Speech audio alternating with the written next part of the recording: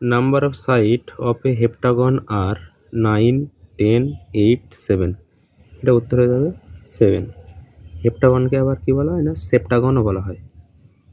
মানে সেপ্টাগন বা হেপ্টাগন, তার বাহু কটা হবে না, 7টা। পরেরটা কি বলছে না, a polygon with 6 side is called. যে পলিগনের 6টা বাহু, ঠিক আছে, তাকে কি বলা হয় না, হেক্সাগন বলা হয়। 5টা বাহু হলে বলা হয় পেন্টাগন, 9টা বাহু হলে বলা হয় ননাগন, অক্টাগন মানে যার 8টা বাহু। ঠিক আছে, তাহলে আমরা কি শিখলাম না, হেপ্টাগনের বাহু বা সেপ্টাগনের বাহু 7, পেন্টাগনের 5, নোনাগনের 9, অক্টাগনের 8, হেক্সাগনের 6। ঠিক আছে, 4টে বাহু হলে আমরা কি বলি, স্কোয়ার, চারদিকে সমান হলে এটাকে বলা হয় রেক্ট্যাঙ্গেল। 5টা হলে